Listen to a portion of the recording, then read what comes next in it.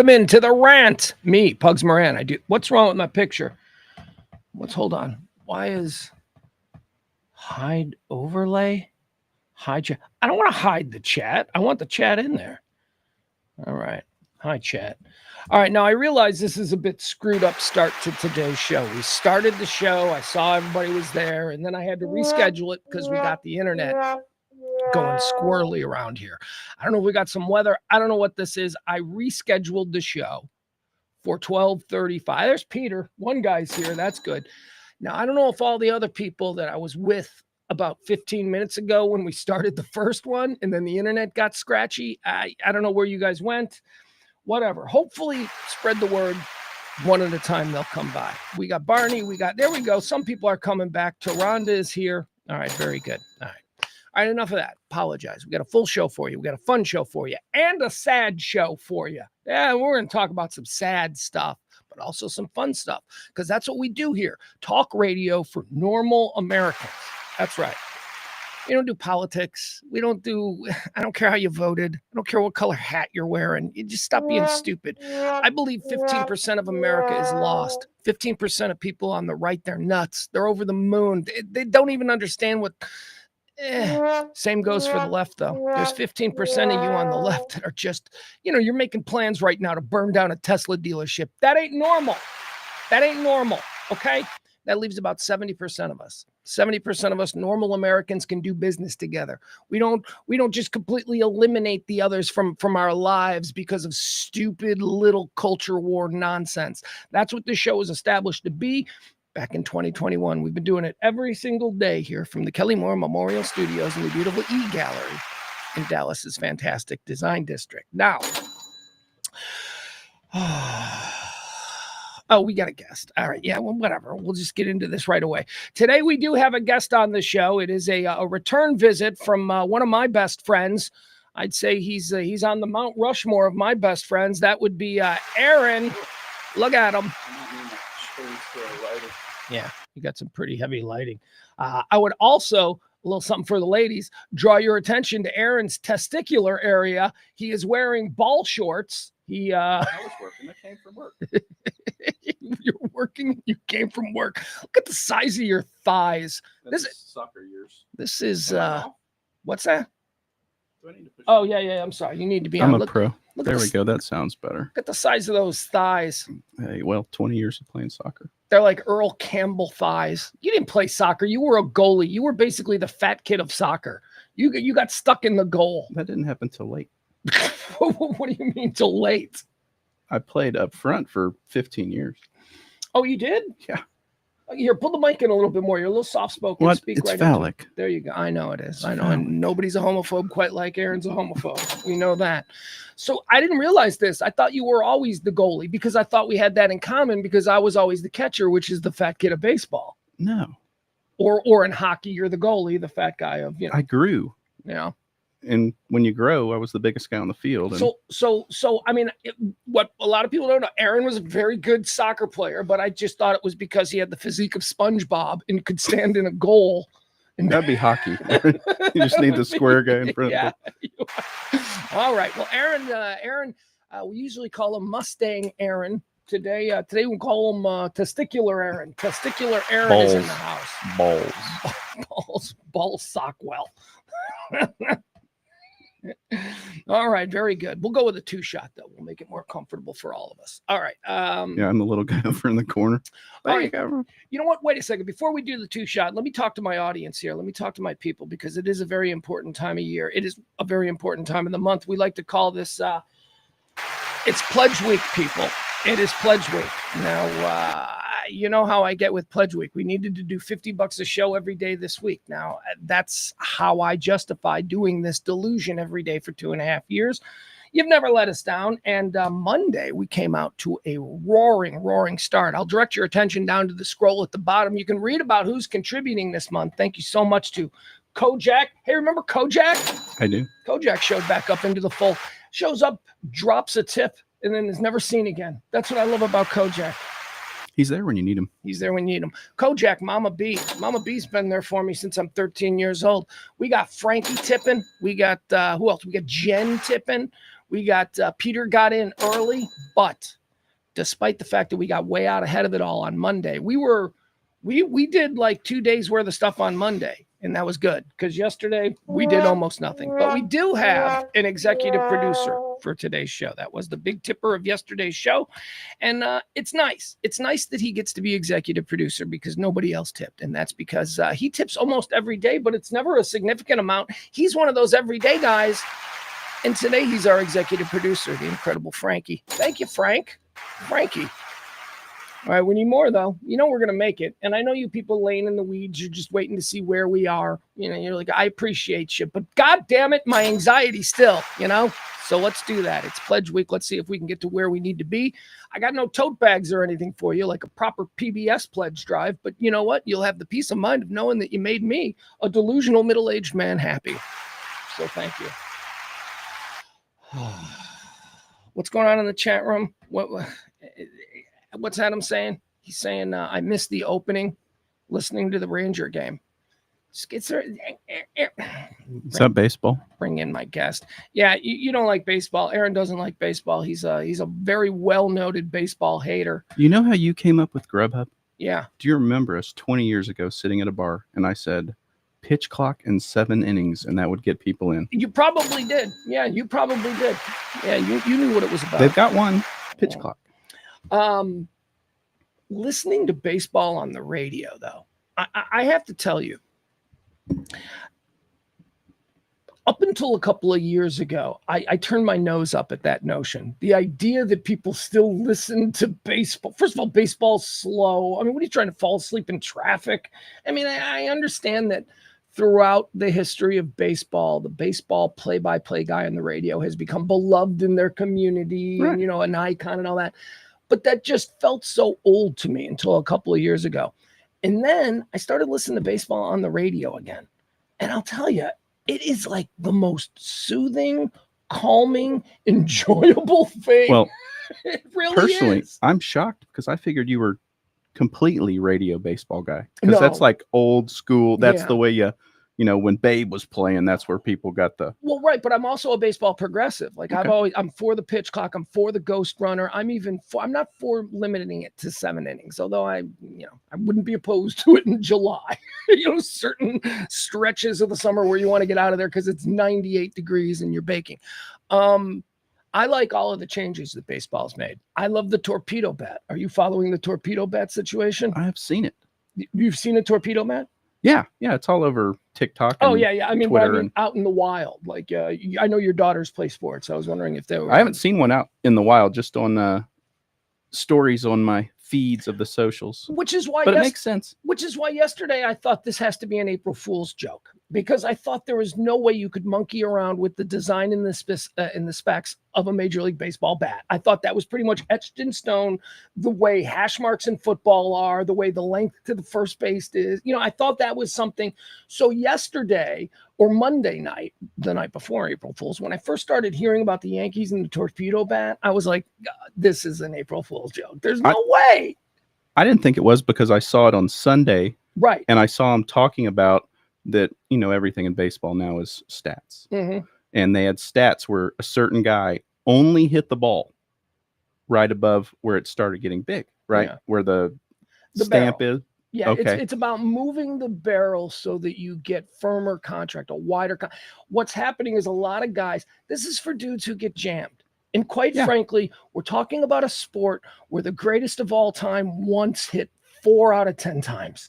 Okay, so we need to increase. Right. We need to increase the amount of hits. I heard you yesterday. The big red bat would be perfect. The big fat Albert bat. I was all for that. Yeah. Hell, I might have played into college if they let me use a big fat Albert bat. Well, I went to high school with the guy that owns Warstick. Maybe I can shoot him a message. But the big fat Albert. I mean, what are the specs exactly in baseball? I have no idea. I didn't think that it was okay to monkey around with the bat, but apparently this is a real story, and that they are increasing the hit percentages of people who used to, you know, foul out or hit, you know, get jammed. I'm still not going to watch, but thumbs up to that. Yeah, and I don't know that I'd want to use a torpedo bat, because you're really limiting your power. You're now making it possible to get a bloop single out of a jammed pitch. Yeah, but you're not going to be able to get good full mass barrel on the ball the way you do with a see the reason it's barreled so wide at the end is because when you swing, when you make contact, that's where the most power comes from. When the barrel is closer in, you're just going to pop these things up. Bloop but singles. These guys are monsters, and that bat is a twig. Yeah, it is true. So if you're looking at it from a scientific point of view, Bryson DeChambeau, a golfer, changed all of his clubs to a certain length that was the best point for him. They're shorter. Mm-hmm. He did that to be more consistent. And if you have a batter that only hits it 6 feet or 6 inches above his hands, then move the barrel there. Science. Yes, I am all for it because, again, it will increase hits, which will increase action. I love base stealing. I love base running. It will increase that kind of thing because the kind of player that will benefit hit-wise from this bat is also the kind of guy that's going to steal second. So that's Speaking of, is there a modern day Ricky Henderson? Oh, yeah. There's guys that are, I don't follow it, but base stealing is awesome. Your question is, are there great base stealers? In base? Yeah, there are. It's not as exquisite as it was when Ricky Henderson was playing, or maybe before him, Lou Brock, people like that. But no, there's still really good base stealing. I'd like to see more of it. I'd like to see more hits. I'd like to see more guys going from third, on a bloop single instead of just stopping at second. And I think that this bat is going to help with that. So as a baseball progressive, I'm like, yeah, anything that makes the game more watchable for my 15-year-old son, who I've spent 10 years trying to get him to watch baseball. And it just, you can't expect a 15-year-old kid raised on TikTok in the 5-second swipe to sit there for 9 innings and be enthralled with every little chess move. Well, you got to know that that's their Major League Baseball meetings are about every single day. Is how do we keep our clientele from dying? Well, they should be. And the other thing that I love about baseball that I think a lot of baseball purists don't like is I like that it truly is now an international game. We used to look at baseball in the 1970s and or 80s, and it was an embarrassment if you were in the major leagues and then you went to play in Japan for a year. It meant you weren't good. Now Japan Japan does technically. They won the World Baseball Classic last time. The best baseball team in the world is from Japan. And look at Major League Baseball now. It is filled with Japanese superstars, guys who were once thought to not have what it took athletic-wise to be a star. And the best player baseball has ever seen is Ohtani. Yes. He's better than Babe Ruth. He's better than all of them. I don't follow baseball, and I know him. Yeah. All right. There you go. That's enough baseball. Nobody likes to talk baseball. Especially me. You don't like to talk baseball. Why am I making you talk baseball? All right, let's get into the show here. Let me see if I can open up my quarter my one.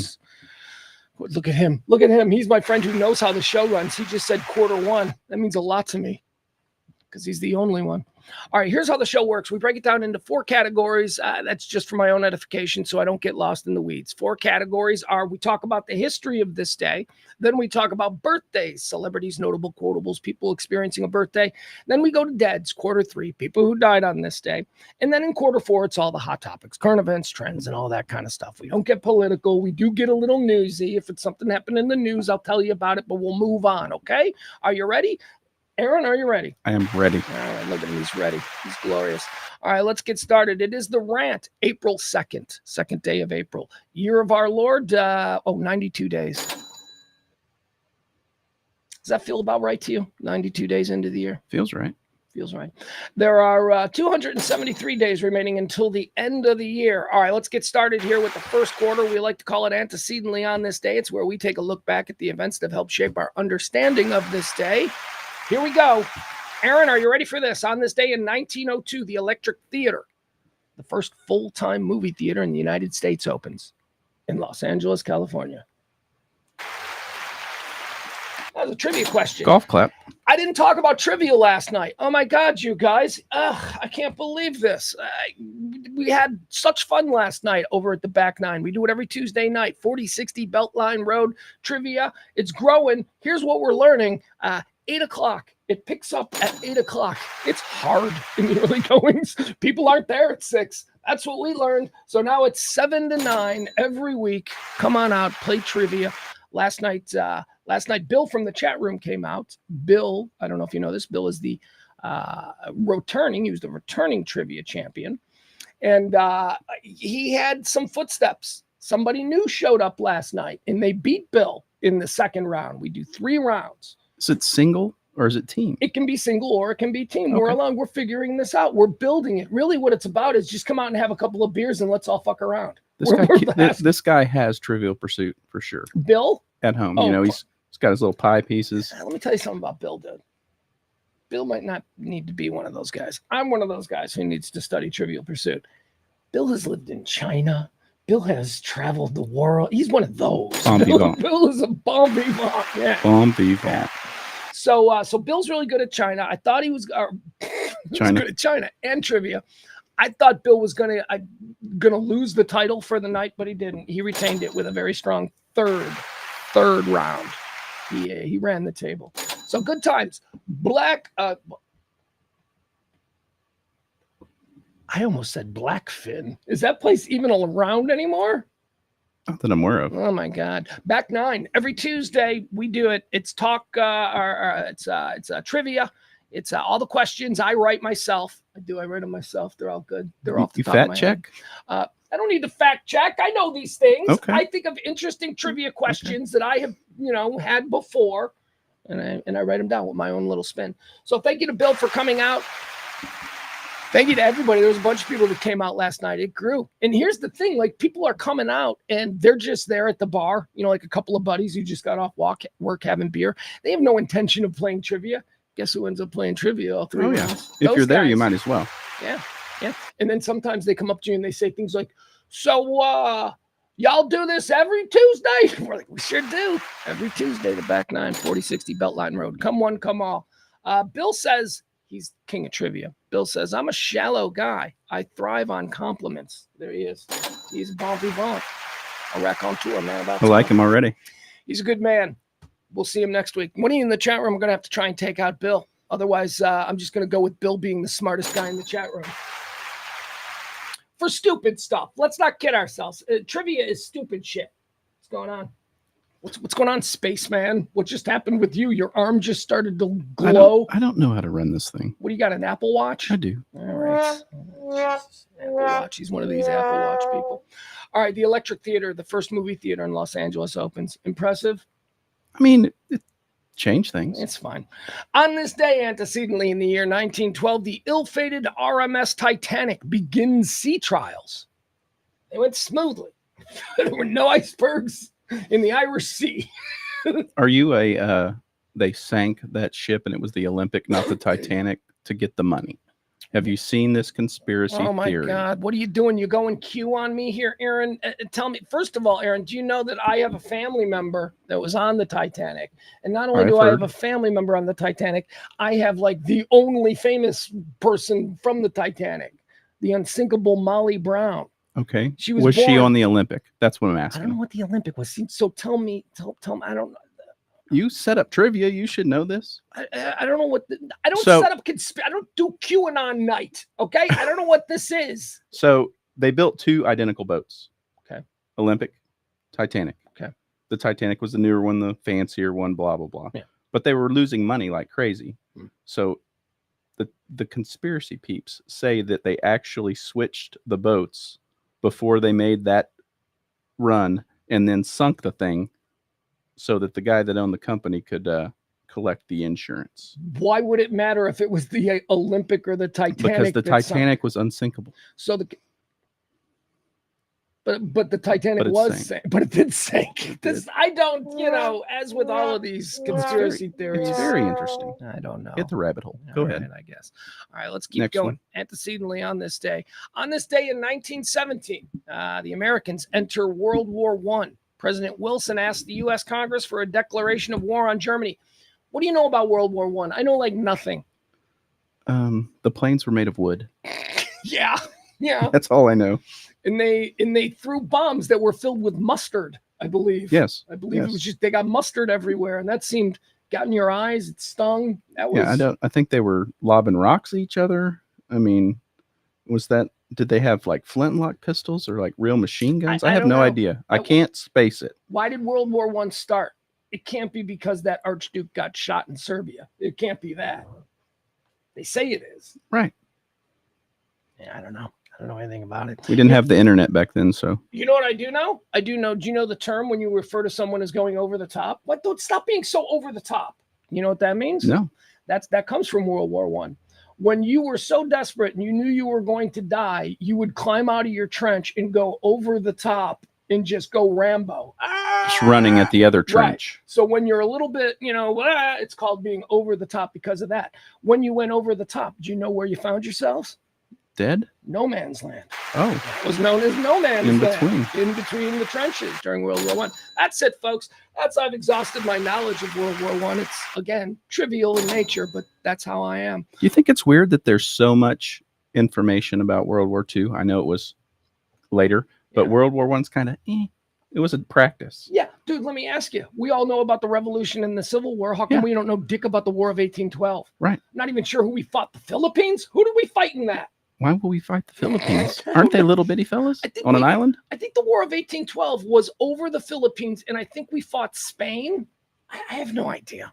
And I think that's why all Filipino people have names like, Gonzalez and Ramirez and stuff like that, because of the Spanish thing. Yeah. All right. Antecedently on this day in 1956, As the World Turns and The Edge of Night premiere on CBS.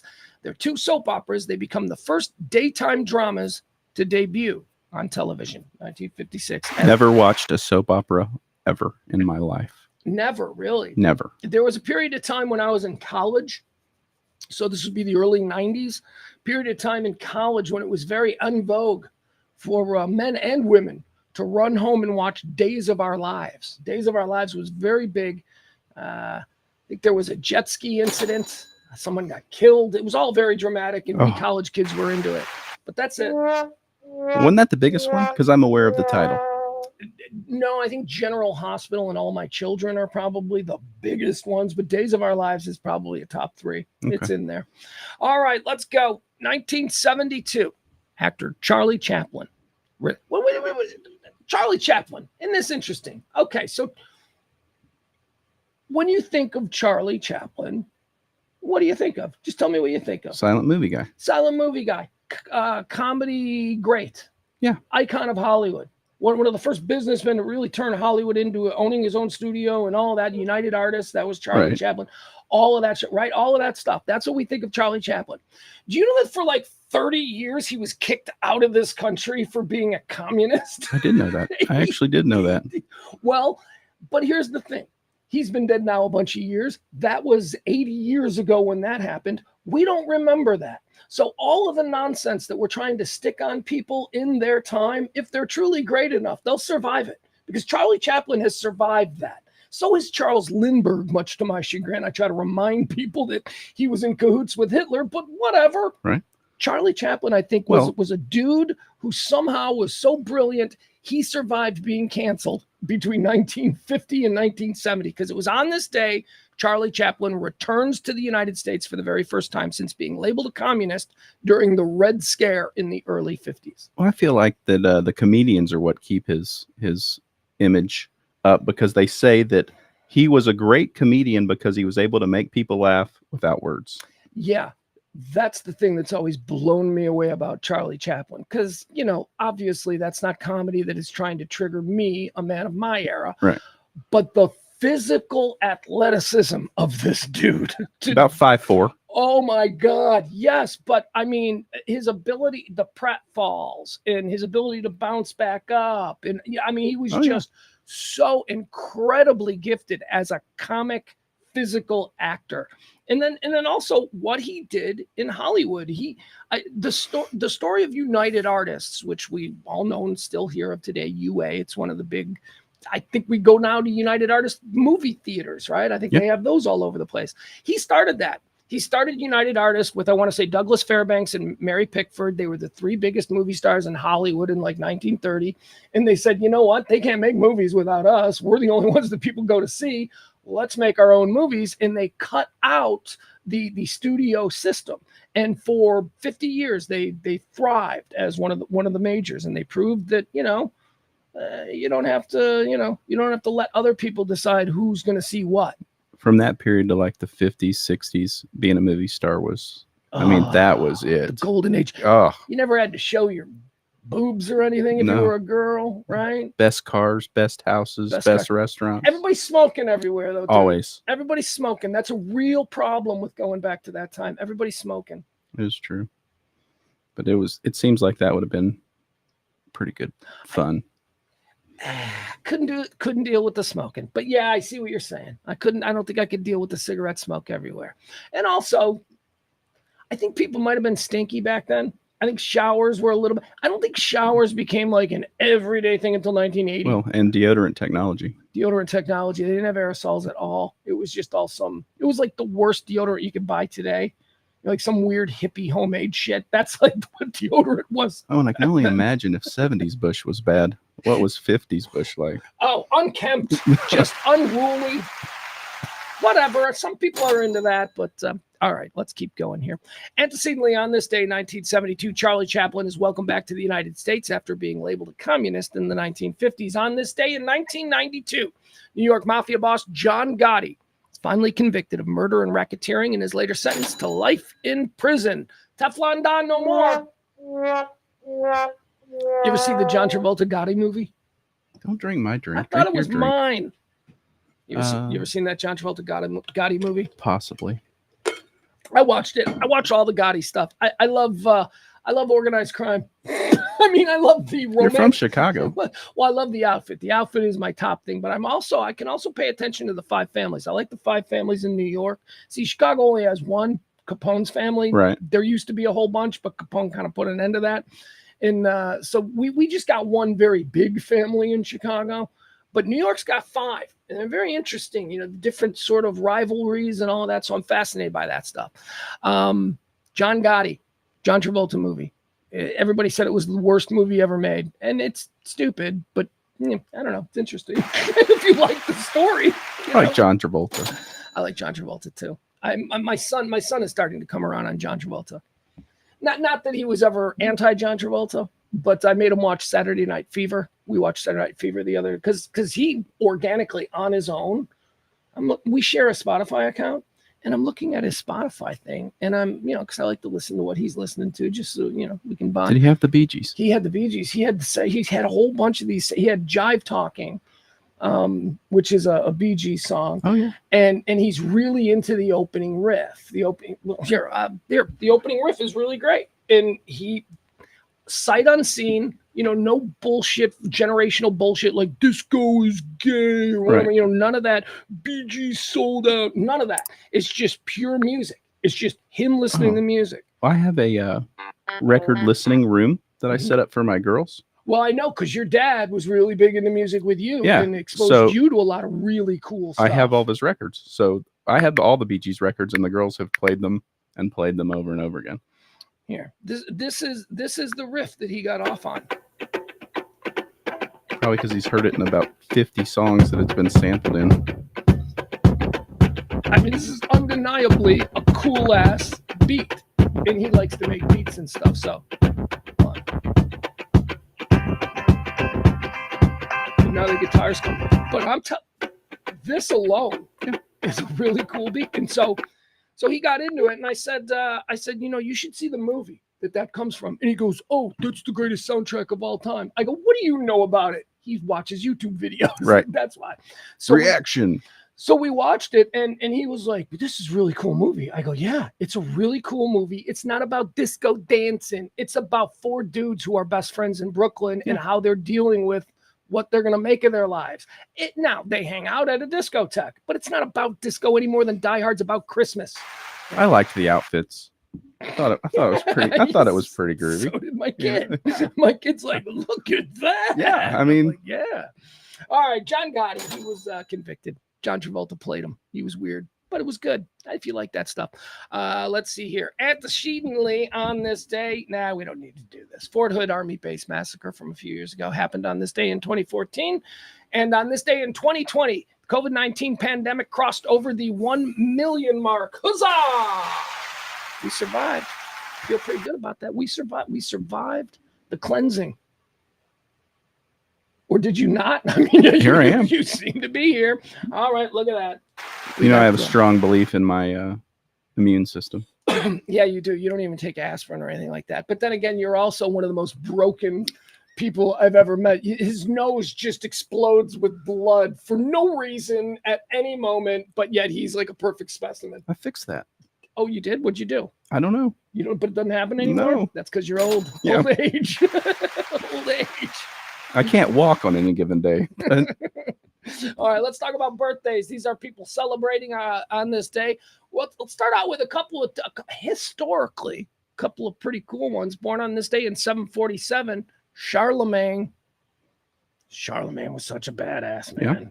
Yeah. Thumbs up. Charlemagne's progeny, Charlemagne's the Carolingian dynasty in France, those people are still ballers. Like the people who are still, I mean, could you imagine being able to trace directly all the way back to, and by the way, Charlemagne is the baller emperor of France who refused to allow the Pope to make him king or emperor, because the Pope was supposed to crown you, you know, and that was a way of sort of saying, yeah, you're the emperor, but you know the church is more important. Charlemagne is the baller who was then, well, actually, Charlemagne was the guy who ripped the crown out of the Pope's hands and crowned himself. You know who would do that like 300 million years later? Napoleon did the same thing. Charlemagne, born on this day in 747. He's cool. Born on this day in 1725. Talk about a player. Player got to play. Giacomo Casanova. Do you know what Giacomo Casanova was? He was a poet, but he's a wealthy kid. Okay. So he's a wealthy kid. He grew up in like the privileged society and all that. And because he was soft, he became a writer. But all he really did was bang everybody everywhere all the time. And now we know Casanova. That's all we know. It's really that name. But hey, good on him. Mm-hmm. That's staying power too. What year was that? 1725. I mean, he must have been such a swordsman in 1725. We still shout his name. He was the friendly Genghis Khan. You wouldn't here. You want to see what he looks like? We should probably see what he looks like, right? We should probably what passed for like dude who could totally. Hold on, let's let everybody see him. Don't shut this thing down. You know, internet. All right, there you go. Look at him. Look at him, folks. That's all right. Ladies, is he doable? I don't know. Doesn't he look like everybody else of that era? I'm convinced there's only like 3 pictures. And you just pick one that looks closest to you and that becomes you. Is that Casanova or John Quincy Adams? Quick, for $1 million. Never could tell. Never could tell. I don't have no idea. All right. He must have been smooth with the words, though. Yeah, probably. He came from money, so he was one of those kids already. Maybe he just had no self-control. Maybe he just, do we know about the quality count? Because anybody can have quantity. Anybody can have quantity. It's true. What's the quality count from Casanova? Probably pretty low. Yeah. Like Charlie Sheen. Like, he's got a big number, but have you seen some of the porn stars he's been linked to? It's like... Yeah, I don't know where that button is, but I was going to push it. Hugh Hefner has a very high quality. He went to quality and quantity. Yes. Hugh Hefner has done it well. Although a little creepy. We all agree. Yeah, maybe. All right. Born on this day in 1908. We already talked about Charlemagne and Giacomo Casanova. So, of course, we're going to talk about Uncle Jed, Buddy Ebsen. Buddy Ebsen. There's Uncle Jed. No, that's Petticoat Junction. There's Uncle Joe. He's moving kind of slow. What is the Jed one? Oh, let me tell you a story about a man named Jed. There you go. I knew I'd get to it. I just had to work through it. What do you think? You think Buddy Ebsen got some? Oh, yeah. He's famous. He's famous. He was famous. Do you know that Buddy Ebsen was supposed to be the Scarecrow in Wizard of Oz? I did not know that. Yeah, I mean, that name was barely hanging on when I was conscious of the world. Buddy Ebsen? You didn't see Beverly Hillbillies and all that stuff? I did, but it's still... How about Breakfast at Tiffany's? You ever seen that? That's a great Buddy Ebsen role. Yes, and I played soccer with the guys that sang the song. There was something about... Real? Oh yeah, that's right. Yeah. Deep Blue something. Yeah. There was something about Buddy Ebsen's role. This is okay. Gay talk. Sure, it's dudes, but this is kind of a gay subject that I know about. I love Breakfast at Tiffany's. I love that movie. You have a lot of these. I know I do. Raised by a woman. Yeah, really can't help it. So I love Buddy Ebsen's character in Breakfast at Tiffany's because who he is he is Holly Golightly, Audrey Hepburn, who is the star of the movie. He is her husband from back in Swamp Holler, wherever she's from. She has left this small hillbilly town and come to New York and become this to be somebody, socialite, debutante, gorgeous, woman that every man wants. And in the middle of her being Holly Golightly in Breakfast of Tiffany, she looks out her window and there's Uncle Jed just sitting on a park bench, like he found her, and he's all sad. And he is never going to get anything like Audrey Hepburn again, not down there. No. So he has come to New York to bring her back. Ain't gonna work out for him. It isn't. It's sad. Buddy Ebsen, born on this day in 1908, born on this day in 1941. How about Dr. Demento? Got nothing. You were not a Dr. Demento guy? Nope. Okay. All right. Born on this day in 1962, Clark Gregg. Do you know who that is? Nope. All right. See, now this is exactly what we got to do here. This is why we have the what I like to call the that guy actor category. Clark Gregg, somebody nobody knows. Yet the minute you see him, you're going to be like, oh, yeah, that dude. All right. Here we go. Clark, don't you look first. How dare you, sir? You just get to see with all the rest of the sitting people. Down here on the floor. All right, here you go. Here is actor, famed, notable Marvel actor Clark Gregg. Come on, you don't know this guy? Clark Gregg. Yes. Yeah, there he is. Happy birthday to him. He's kind of vanilla. He plays any forgettable background. He was the head of the Agents of S.H.I.E.L.D.? Yes, Yeah, S.H.I.E.L.D. I think he was in charge of that. He is great for any character that is not a lead, is necessary, and you don't care if people really forget him. That's what he's perfect for. I mean, he was pretty big in the series. I tried to watch that series. I got about halfway through and had to bail. Yeah, but he ain't Iron Man. No. He ain't Robert Downey Jr. He ain't but a good career. Look at that guy. Oh, yeah. Oh, he's one of my favorite that guy actors. We see him in everything. He's like, there you go. How about this guy? Born on this day, 1965, Rodney King. Should just slow down. That's just slow down. Just my whole problem with Rodney King, obviously, the video is very disturbing, and I think we can all agree, normal people, that was wrong. But he could have slowed down. He was driving like a madman through a neighborhood. Not excusing the cops. That is not, things can be complicated. There can be a lot of moving parts, and we have to sort of get right with each one before we can have an overall thing. Not to say that I'm saying they did the right thing. I'm not saying that. We all agree, right? Say it with me. Yeah. That was a terrible, horrible thing to have happen to anybody. But he could have slowed down. That's my whole point. Hey, when the lights come on, what do you do? You pull over. Yeah. Yeah. I mean, isn't that the first thing you think of? Yeah. I'm in a semi truck. Let me see how far I can go. But also, when the angel dust kicks in, that's a problem. What do? You don't get behind the wheel. He knew he took angel dust. He had no idea what was going on. No, he didn't. All right. Well, he's on to a better place. Rodney King, born on this day in 1965. Born on this day in 1975. Where'd this guy come from? Pedro Pascal. Can you believe he's my age? I look so much younger than him. No, you don't. Yes, I do. Talk about me Tell being myself. delusional. You do not look younger than Pedro Pascal. Oh, he's got me by 5 years. Is it because you're both Mexican? Is that why you're comparing yourself to him? Very small amount Cuban. 1/4. Oh, yeah. Whatever. The rest is Scotch-Irish friend, just like you. I got the tan, not the pasty white. Pedro Pascal is awesome. He's amazing. Like the first two things I ever saw him in was he was in Game of Thrones as the sea snake. No, he wasn't the sea snake, but whatever, the swords guy. He danced around. Never saw this actor before. He got a little cocky against the mountain, didn't he? He really did. That was unfortunate well for him. No. No matter how much I like that character, he wasn't coming back next season. No, that was nope. I was shocked. Then Narcos.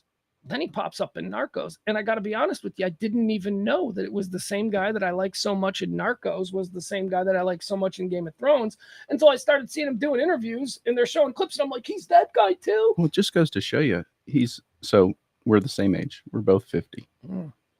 I mean, he really didn't come on till what, 45? What do you think? Your Hollywood breakout coming? Is that what Yeah. All right. Why It, could not? be, it still could happen. All right. How about this guy? Now, this guy, it happened for him early. Here's another guy celebrating a birthday today. I think he first became somebody that we all recognized when he was 17 years old, and he stood out in an all-star cast. This side character was like, oh, that dude's interesting. So I wasn't shocked a couple of years later when he showed up in Breaking Bad as a completely different character. And I'm like, oh shit, I get it. This person can act. Then he starts doing movies and he starts working with big directors and he starts getting Oscar nominations. And now he's married to a big movie star. I'm talking about Landry from Little Old Friday Night Lights. Jesse Plemons celebrating a birthday today, born on this day in 1988. Couldn't be happier for that dude. That dude was such a cool kid actor. Everybody in Friday Night Lights was a douche. Let's be honest. They were all douches except for Landry and Sarrazin. They were the only two that were nice people. I agree. I love that dude. He's married to that Kirsten Dunst. I saw that. And they seem really happy, and it seems like a really lovely... Is she older than him? Maybe by a couple years, but not extraordinarily. Not a bunch older. Yeah, she's maybe like 2, 3. I don't know. I'd have to look it up. It doesn't. I don't think it's a weird one. I think it's fine. I think whatever they are, it's fine. I also like that when he got with her, she's a bigger name. She's a bigger name from bigger movies from years ago. Although she's not hot. She wasn't a hot product in Hollywood. She had the nipple in Spider-Man. That was really right. She really hasn't done anything since Mary Jane as far as being major high profile and all that stuff. Uh-oh, I need my eagle back. You should be in charge of eagle. I'm losing my eagle.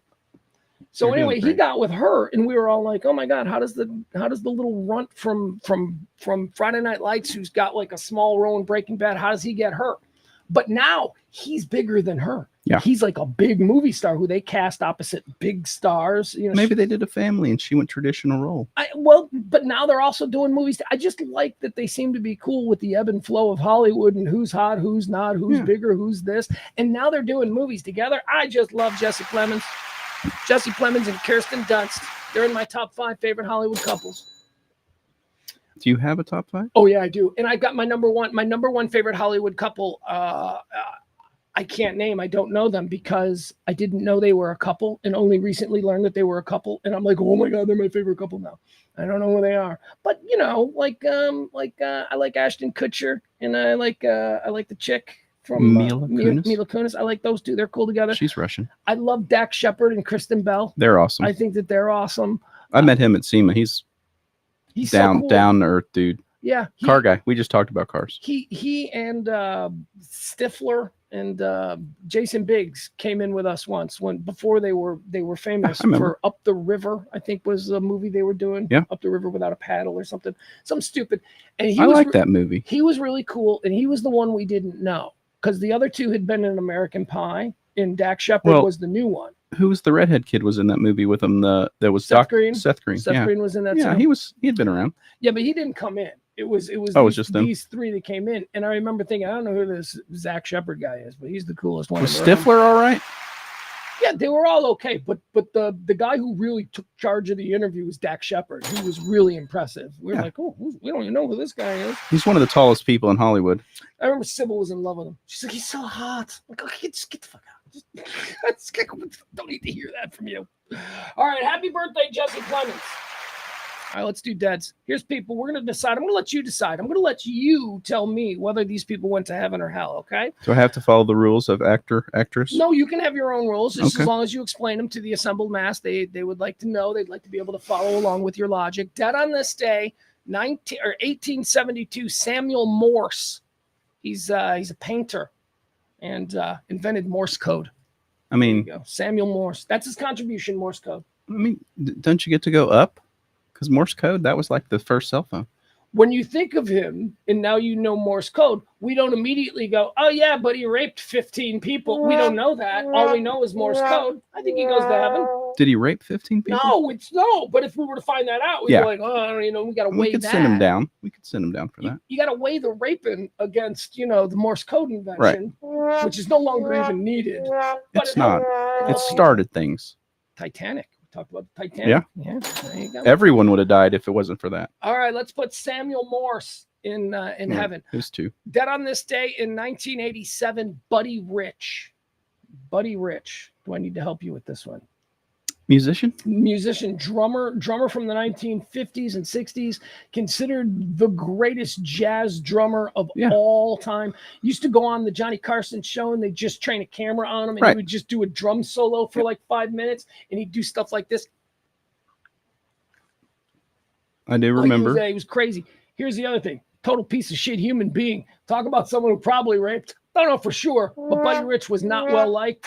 He's garbage. He's going to hell. I didn't mean to jump. You took me over, but I had limited information. Yeah, no, Buddy Rich is a piece of garbage. He's a total jerk. He's a drunk. He's an alcoholic. He's mean to the people that work for him. He's just a complete, notoriously jagbag. Who was a great drummer? He could separate the art from the artist. I mean, Lars is a good drummer, but he's a dick. Yeah, so maybe it's a thing. How about this one? Dead on this day in 1998, Rob Pilatus. Does that name mean anything for you? No idea. No idea. How about if I mentioned his partner, Fab Morvan? Rob Pilatus and Fab Morvan. Those two. Would you know them if I told you they were Milli Vanilli? Oh, I did know that. Yeah, Milli Vanilli. I did know that. Rob Pilatus died on this day in 1998. Don't know whether he was Milli. Don't know if he was Vanilli. Not sure, but he died on this day on the eve of Milli Vanilli releasing their first album where they actually sang. They had come through the scandal. There was great interest, and they were about to release a new album the very next day, and he was found dead in his hotel room, and they never OD or suicide?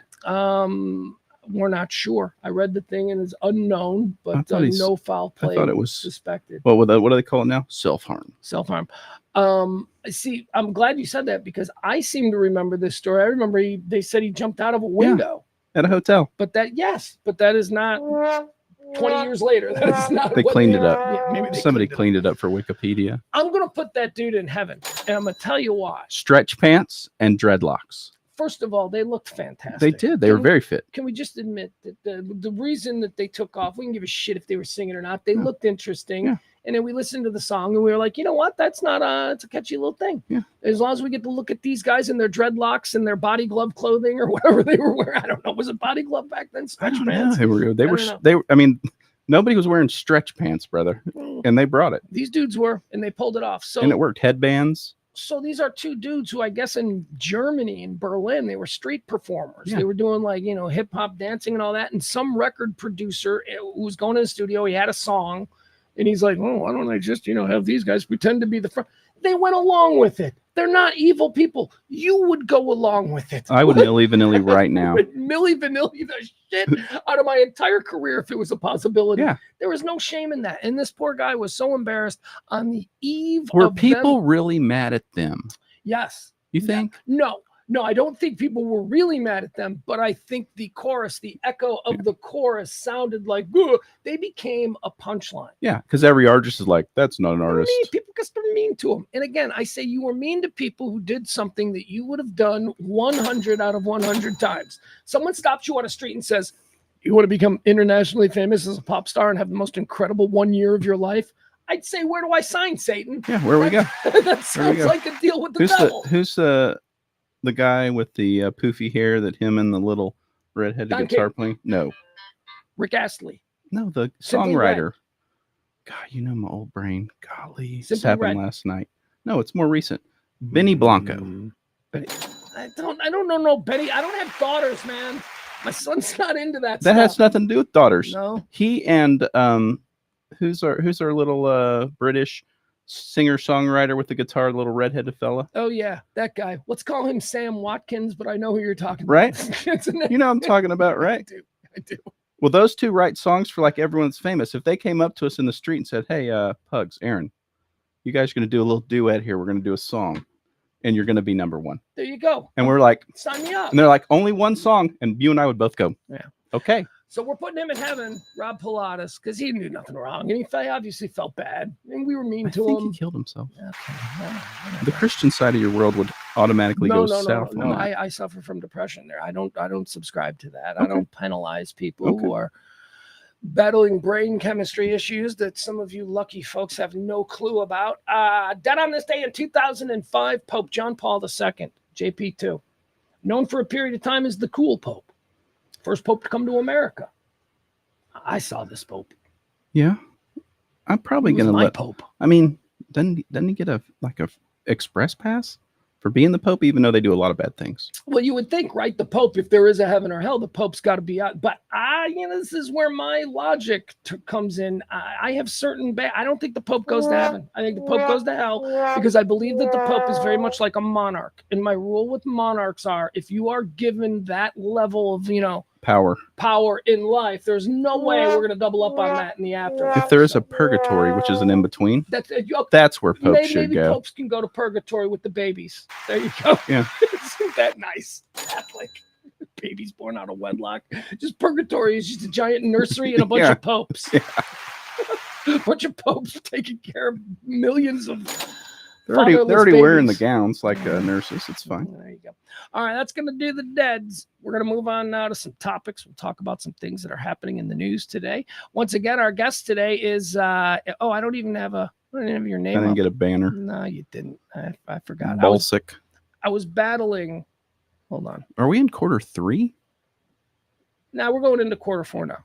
4? We just finished the deads. We dominated. Yeah, we did. Hold on. How do you spell your name? Aaron. I don't know how to spell Aaron. Aaron joins the show. All right. Ever enshrined by Key and Peele. Now thanks, guys. Haven't heard any tips. I don't think that we're getting any tips today. It is pledge week, so help out if you can. Drop a little something in the Venmo, drop a little something in the Cash App. We don't have much, but we do need to get there by the end of the week, so help us out if you can. Here you go. I'll put this up. There you go. You got it. Pledge week banner is up there. Let's see here. What else do we have? We're going to go into, quick news. We'll go into the hot topics, all right? Happy Liberation Day. Apparently today is Liberation Day. Apparently that's how it's being spun and branded. Tariffs. I don't know what any of this means. I'm not an economist. Do you have any thoughts? No. Moving on. All right. Very good. All right. Here you go. Wisconsin. Now, this one I got a little bit of thought on because Wisconsin was interesting. There were 2 elections going on. They don't affect us here in North Texas, and they probably don't affect you. But there was a state congressional race that was happening in Florida. And then there was the Supreme Court situation, judges running for the Supreme Court of the state of Wisconsin. One was a liberal, one was a Trump-backed Elon Musk. The reason this becomes a story is because Elon Musk on Sunday night went to Wisconsin and held a rally for the conservative judge. And Elon Musk gave out like 2 checks for $1 million to 2 randos who came out. That seems illegal to me, but hey, again, what do I know? And the candidate that they were backing, Elon Musk sunk $11 million into Wisconsin. The candidate got smoked. So, the other side won. The other side won big. So now, I don't know what that means. Trump-backed candidate won in Florida. Good for them. And the non-Trump-backed candidate won Supreme Court in Wisconsin. So there you go. That's all we got on that. Eric Adams, it's another big piece of news, dabbling one toe in the political pool. Eric Adams, the mayor of New York City. What is going on with him? So he basically sold the city of New York to a bunch of Turkish dudes, okay? And the government found out, the Department of Justice brought charges against him. And then the new Department of Justice came in, and Trump was like, didn't press charge. They dropped the original charges that were levied against him for taking all these bribes from Turkey. And now apparently all charges have been dropped. Here's what it says here. This is from today. Mayor of New York City, a judge on Wednesday dismissed the federal criminal case against New York City Mayor Eric Adams nearly 2 months after the Trump administration controversially sought to drop the corruption charges. I don't know why we're dropping corruption charges on any politicians these days. Let's just let it play out in court and see what they find. But District Court Judge Dale Ho Yeah, he's a hoe. That's H-O. A judge named Ho. How expedient. I appreciate The American dream, though. There you go. The Department of Justice had asked Judge Ho to toss the case without prejudice, which would have allowed charges to be refiled against the mayor in the future. So this is what I wanted to talk about that's happening with Eric Adams. So the Department of Justice, the current Department of Justice, which just came into power with the shift, the current Department of Justice wanted the judge in the Eric Adams case to essentially drop the charges, right? We're not gonna without prejudice, okay? Which would have allowed the Department of Justice to refile charges against Eric Adams, mayor of New York City, at any point. I mean, that sounds like some leverage that the Department of Justice could have for the mayor of the city. Sounds like good business. It sounds like the way you control somebody to get exactly what you want out of them. The Department of Justice had asked Ho to toss the case out without prejudice, which would have allowed charges to be refiled against the mayor in the future. But that's not what happened. The judge tossed it out with prejudice, which means that Eric Adams, who I believe is a highly corrupt major American city mayor, can never be charged again for this now. Because of this deal, he got away with whatever he did with the Turkish investors and that whole city block in New York City where all the money seems to have appeared in Eric Adams' personal bank account. That can never be charged again because we're through the looking glass, and I don't believe we have any rules anymore in this country. But that's not fun stuff. Let's get on to some more stuff. Well, this ain't fun shit either. Did you wake up to the news of one of the greats passing away today? Yes. Val Kilmer. Iceman. My Iceman. I got the haircut and everything. Yeah, tell me about Val Kilmer, because I know you were a fan. Oh, huge. Mm-hmm. Real genius. Great character. When he came as Iceman, I was actually taken a little aback because he was my real genius character. But then he shows up and killed it. And then Heat. I mean, come on. Well, don't worry. Okay. Hey, have we got to Tombstone yet? No, we haven't. And we haven't talked about Willow. We haven't even mentioned Batman. We haven't talked about a whole, but we haven't talked about Wonderland. Oh.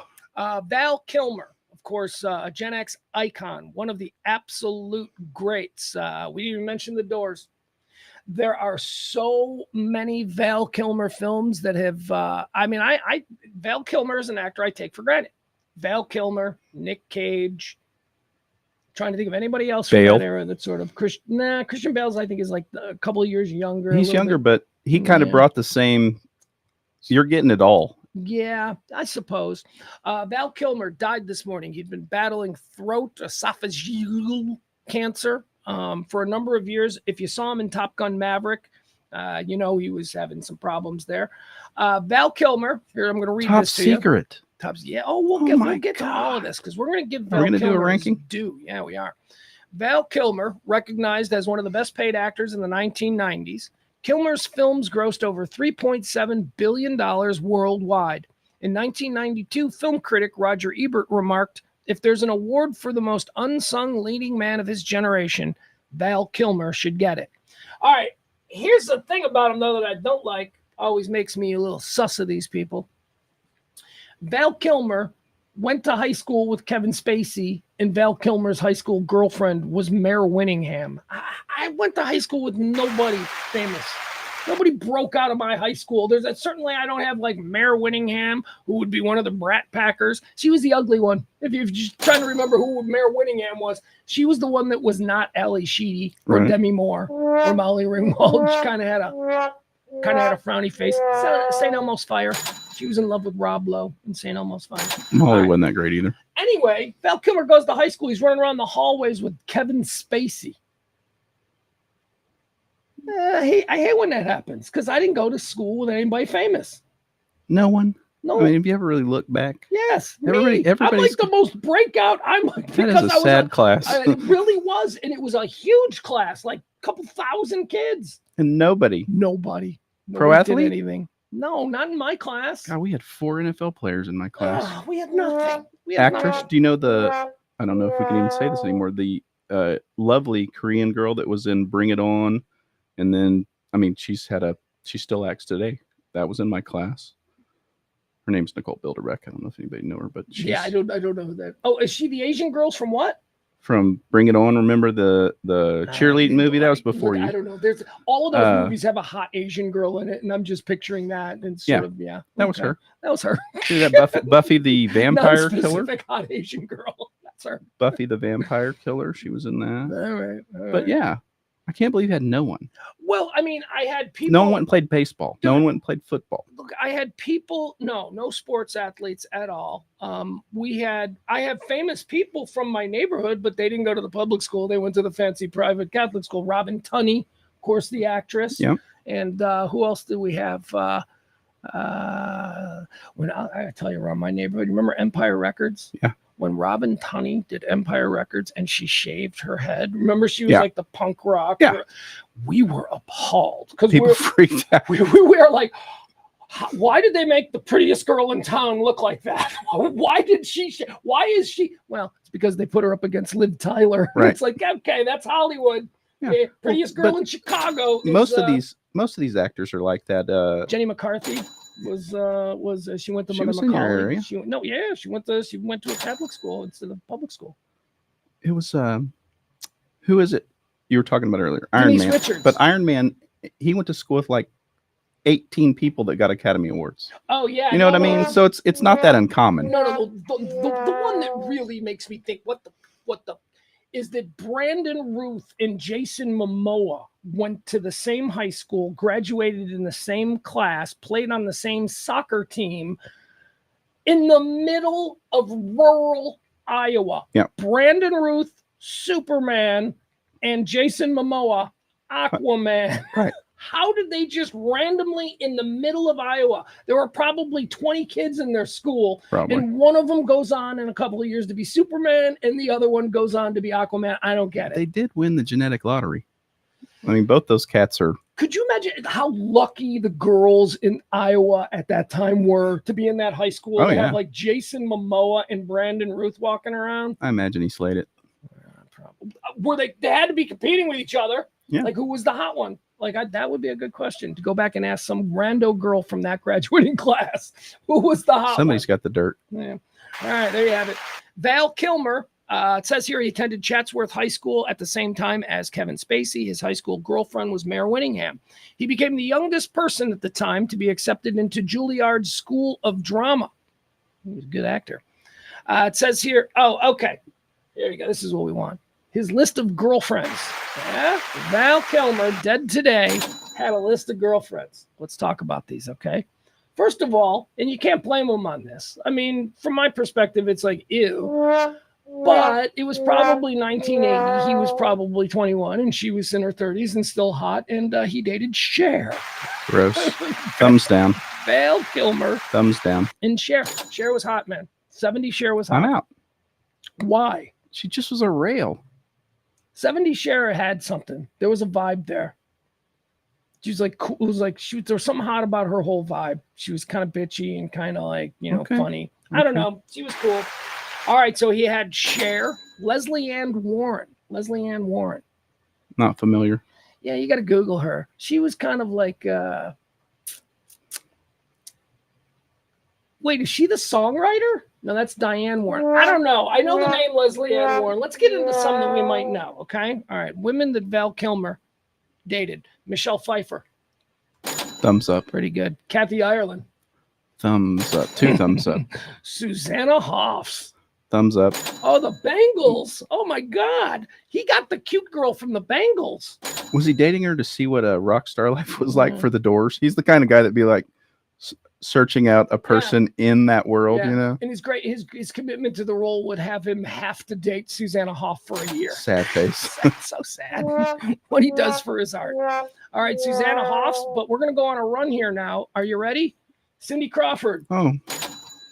Angelina Jolie. Oh. And it was young, crazy. Oh, she's probably 19. Oh, my God. It was, you're dating Angelina Jolie. She's going to have sex with you that night. She was like crazy in that era. Walking around with blood vials and stuff, making out with her brother.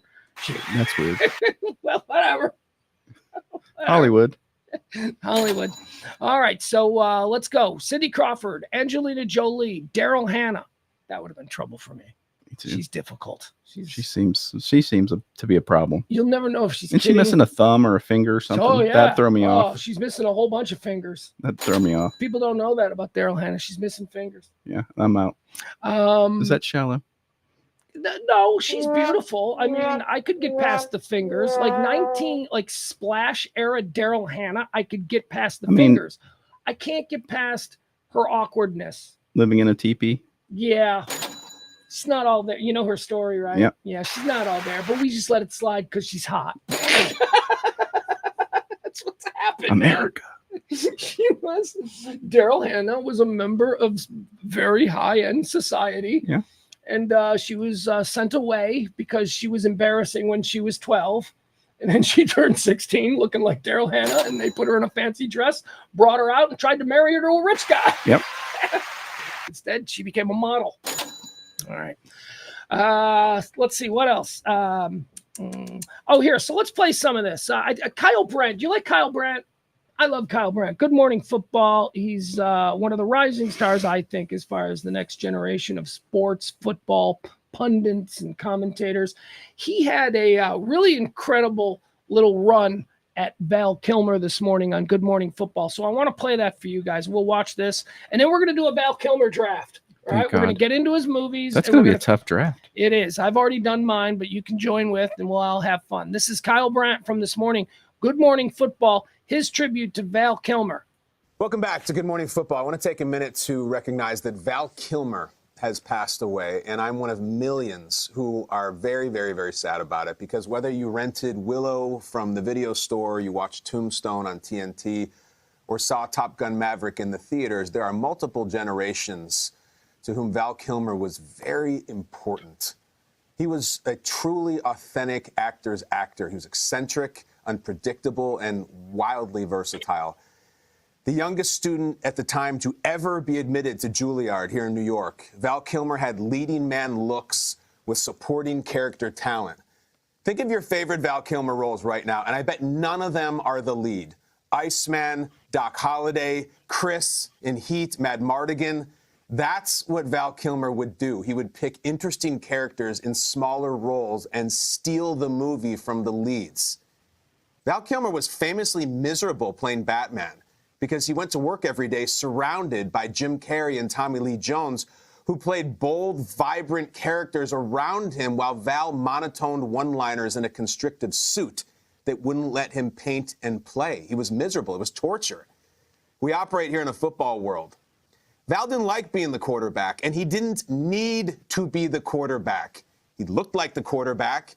He had the talent of the quarterback, but he was more comfortable being the offensive lineman. And I think that's really, really cool. In a time when Hollywood is being devoured by IP and being casted by IG follower counts, Val Kilmer just said, give me a good character and let me cook. And very few have cooked as creatively than the man looking to be a Huckleberry. Gunslinger, bank robber, fighter pilot, rock star, spy, genius, superhero, and the greatest swordsman who ever lived. Thank you, Val Kilmer, wherever you are, for decades of characters that we all wanted. How about that?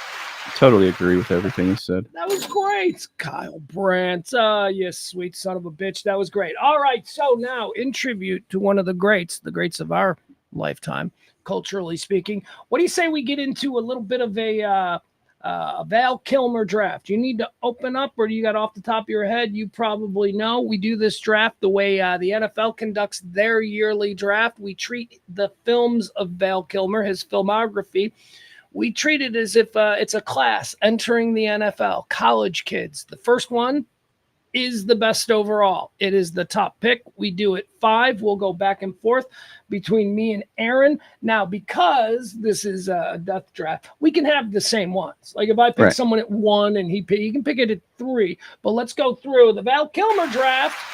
Aaron, I'm going to let you have the first pick overall in this Val Kilmer draft. What is off the board first for you? Doc Holliday.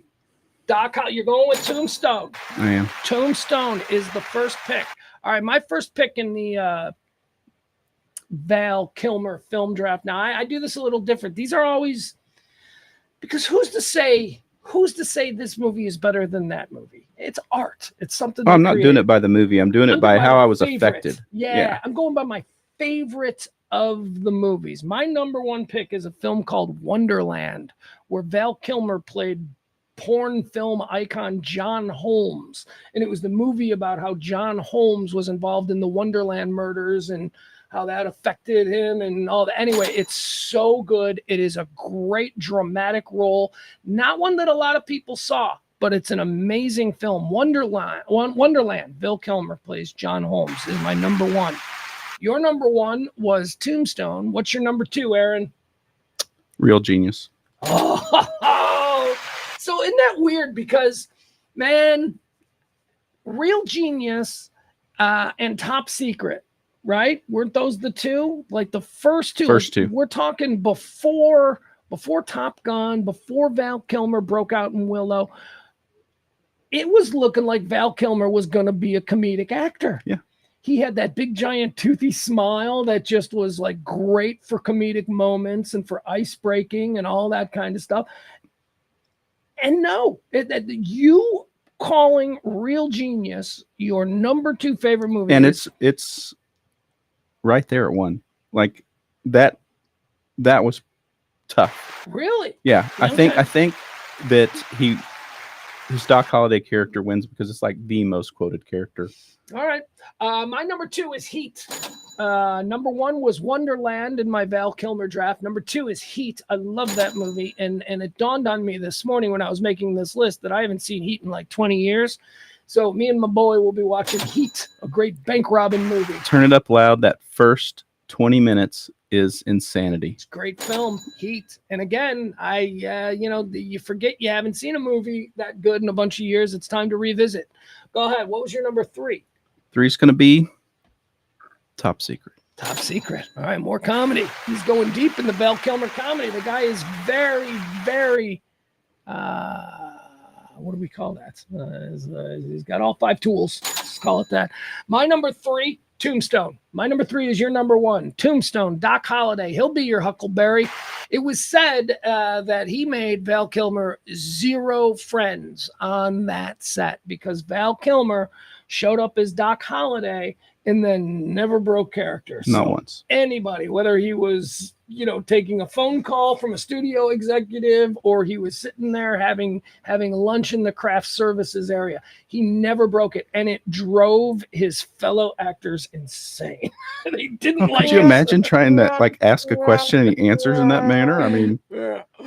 All right. So where are we? So I just 4.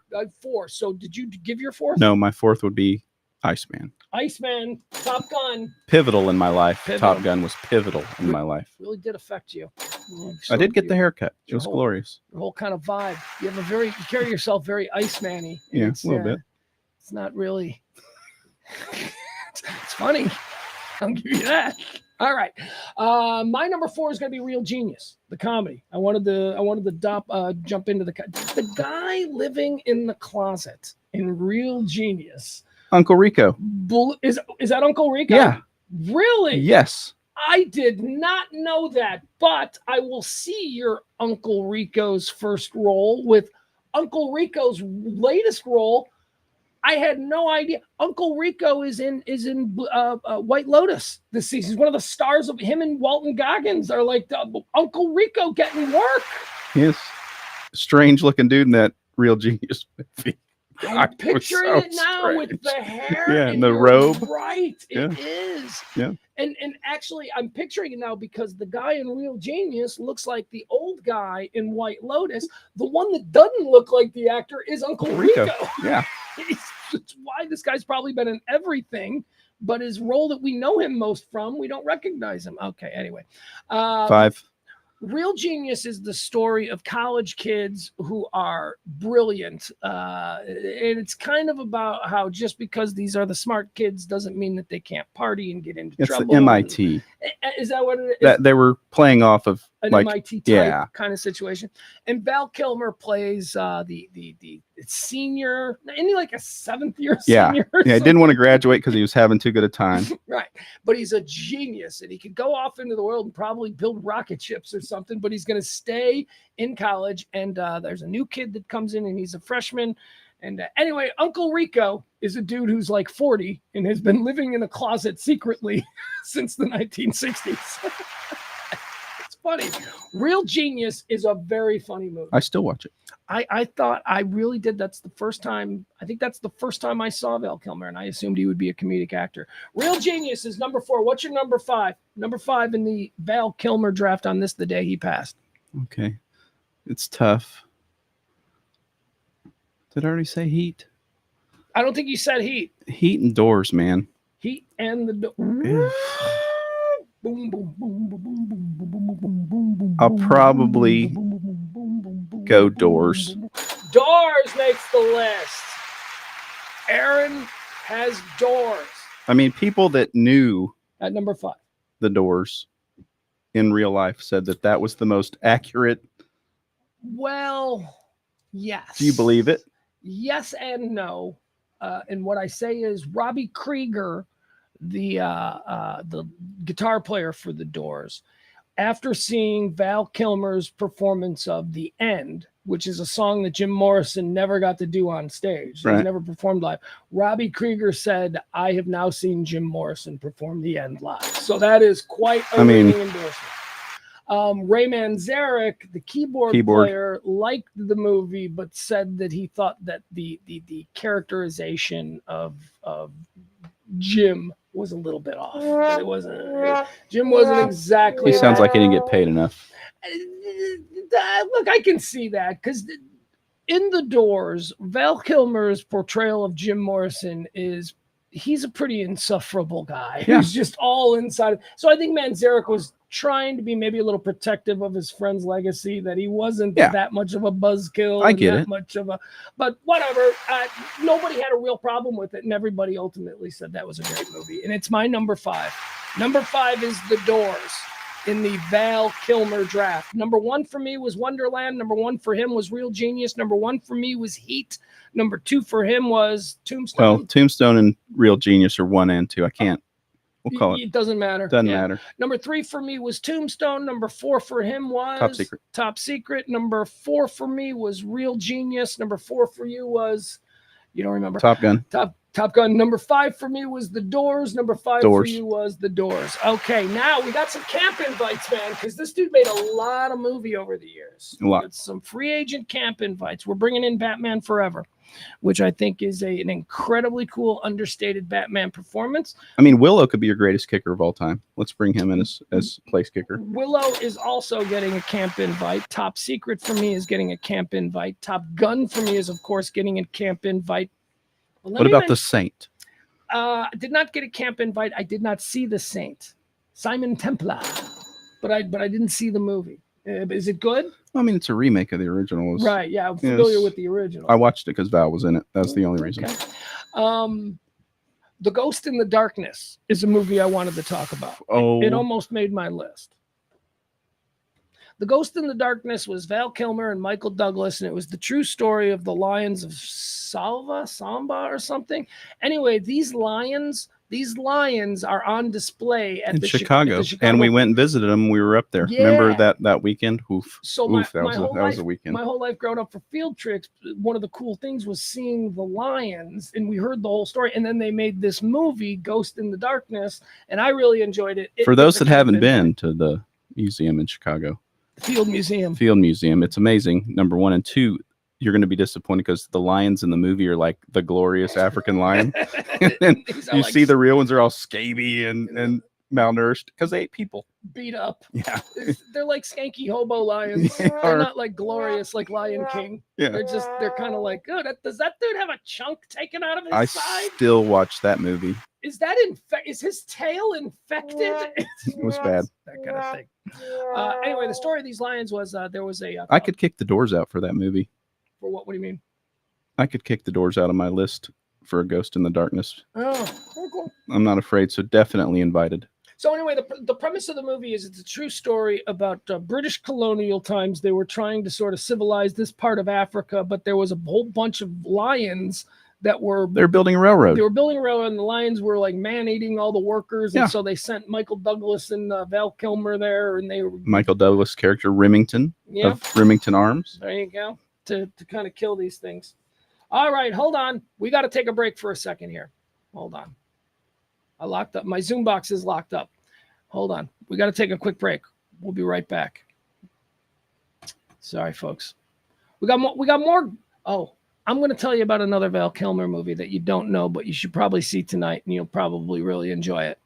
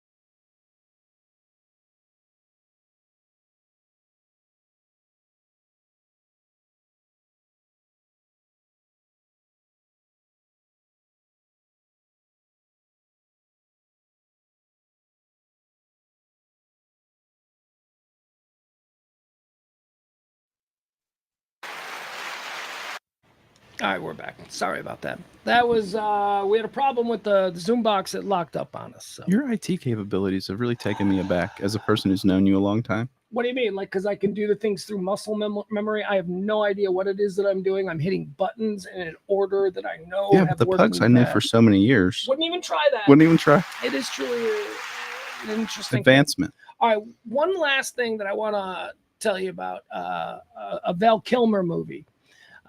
Have you ever seen the movie Kill the Irishman? Yes. The story of Danny Green. Yes. Danny Green is played by Ray Stevenson, I think, plays him.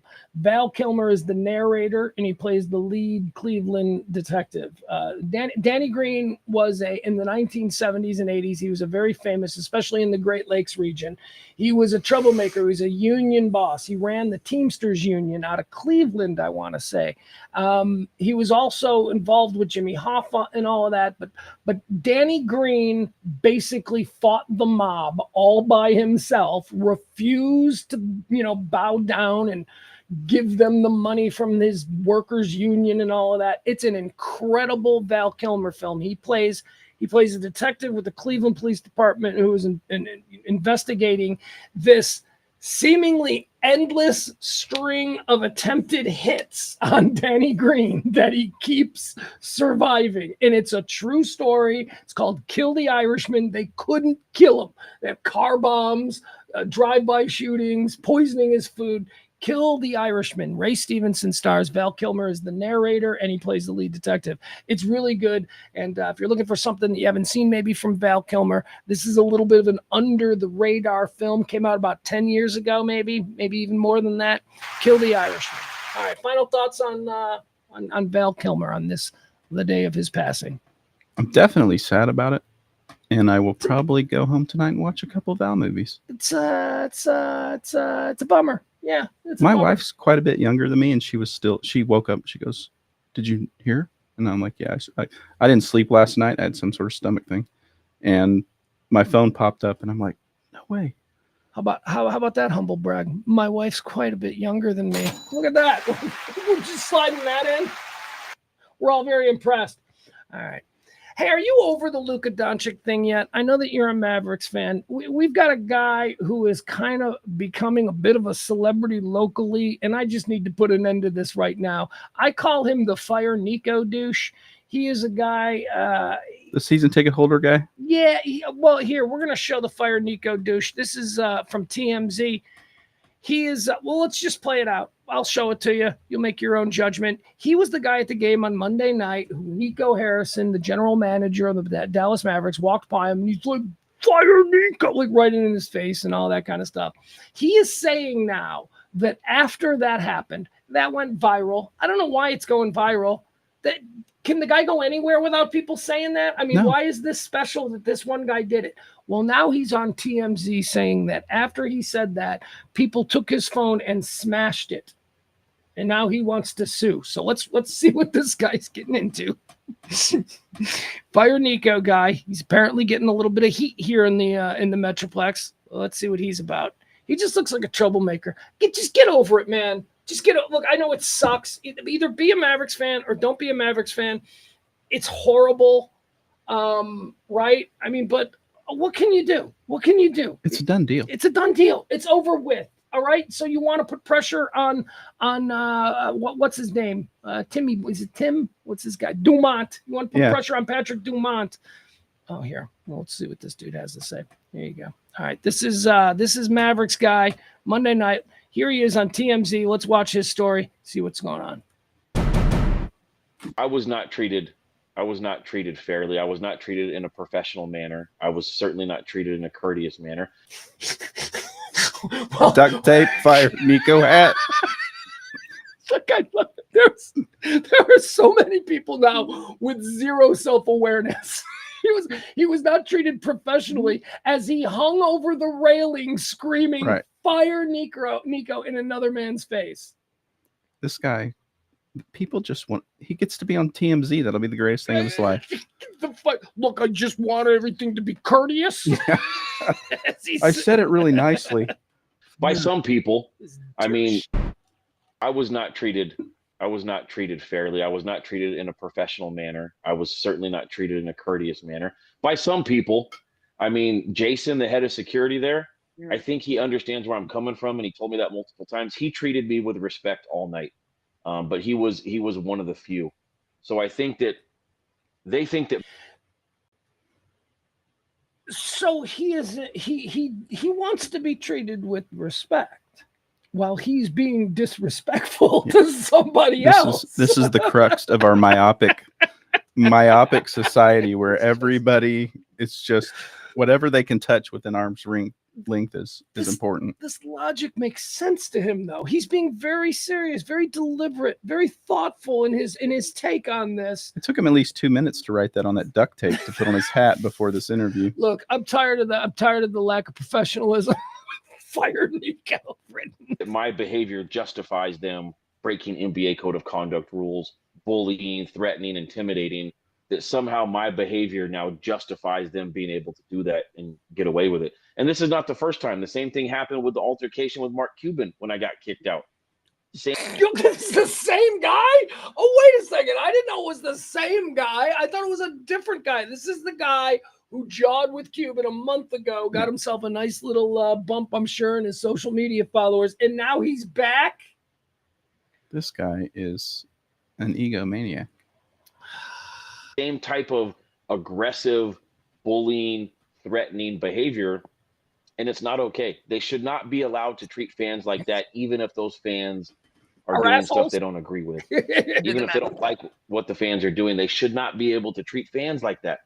Did the Mavericks reach out to you after yesterday's incident?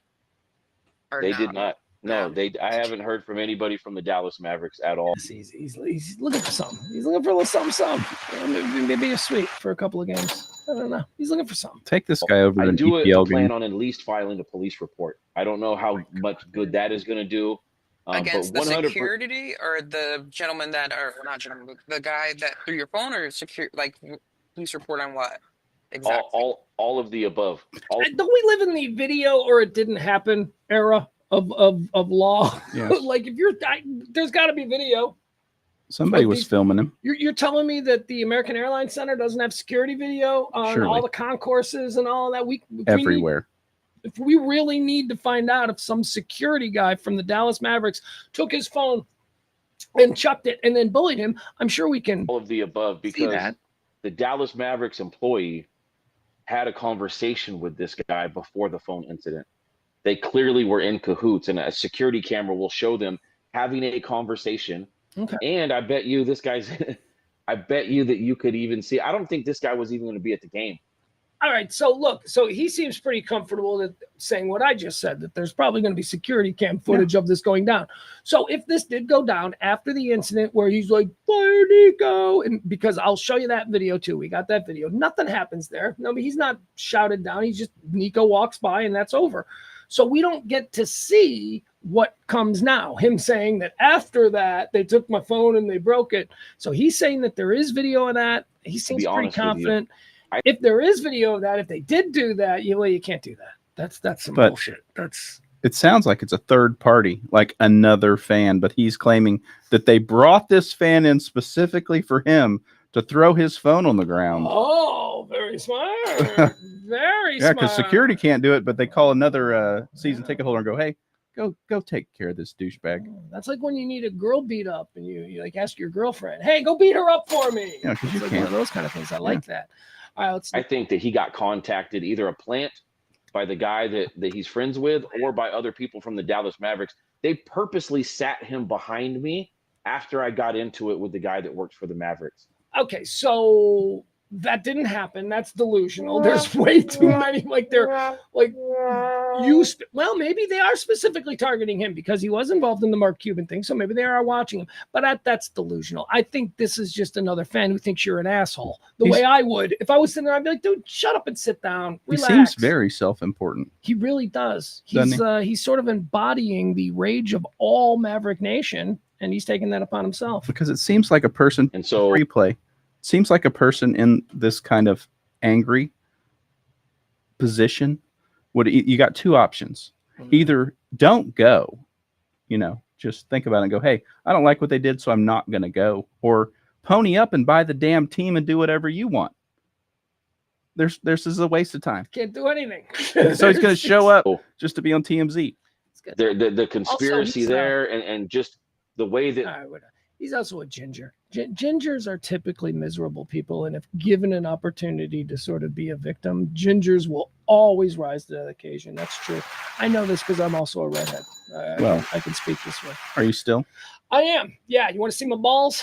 I am still a ginger to some extent, although I guess that's a bad one too, because pretty gray down there lately. Just haven't seen down there, but recently I did, and that wasn't good. All right, actually. Do we have the video? I want to see if we have the actual video. That's him talking to TMZ.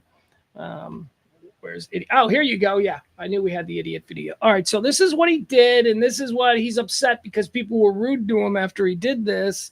Monday night. Fire Nico! Fire Nico! Fire Nico! How many beers in is this guy?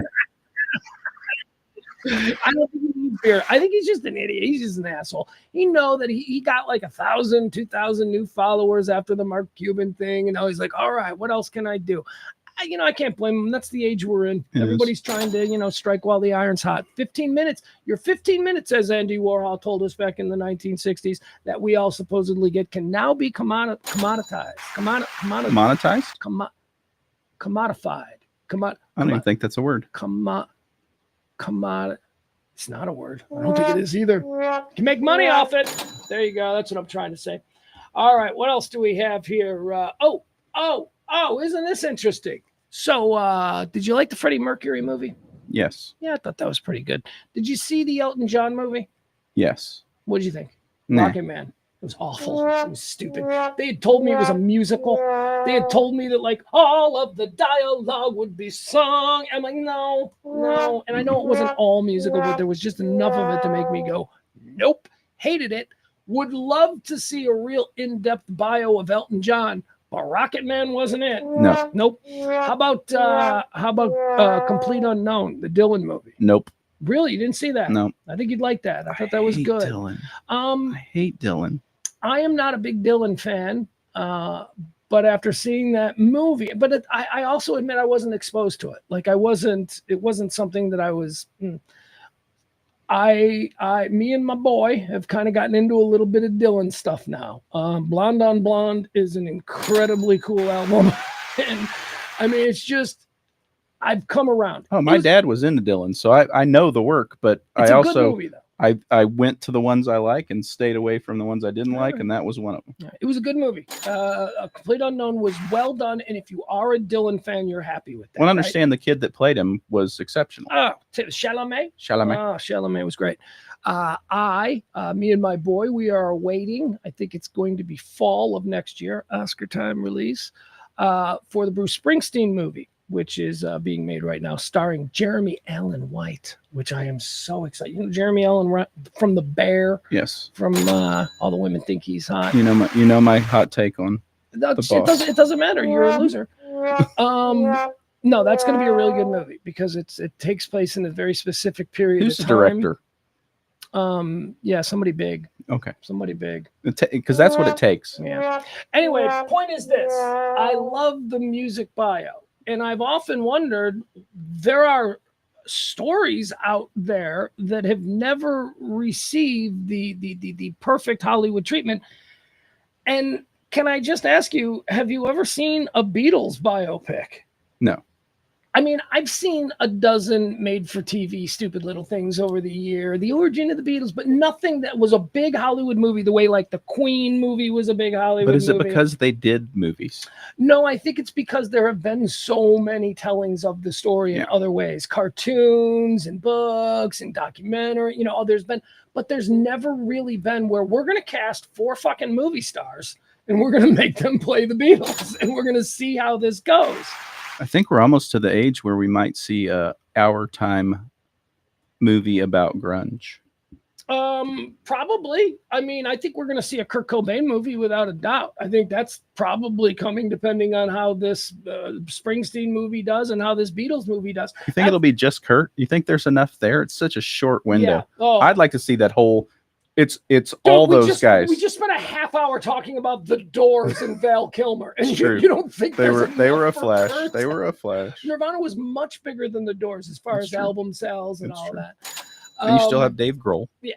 All right. So I want to talk about this new movie. It's a Beatles movie. There is a movie that now Sam Mendes. You said it yourself. It depends on the director. It's got to be a big. Check out what they are doing with this Beatles movie. Sam Mendes has this vision where he is going to create the very first bingeable theatrical release. You know, we do this binging where we sit down on our couch and we watch Netflix and we watch 4 episodes in a row. Sam Mendes, this Beatles movie, he is making 4 movies. At the same time. He is shooting 4 movies at the same time. From John's perspective, from Paul's perspective, from Ringo's perspective, and from George's perspective. 4 different Beatles movie.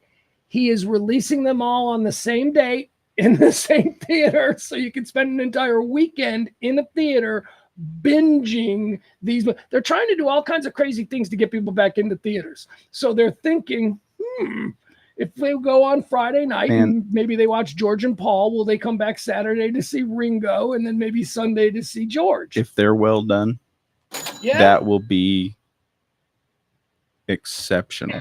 It could be a massive flop or it could be really cool. Yeah. It could really usher in a new kind of thing. Like, could you imagine Fast and the Furious releasing 4 movies on the same weekend? I wish they and wouldn't. Just dominate the box office.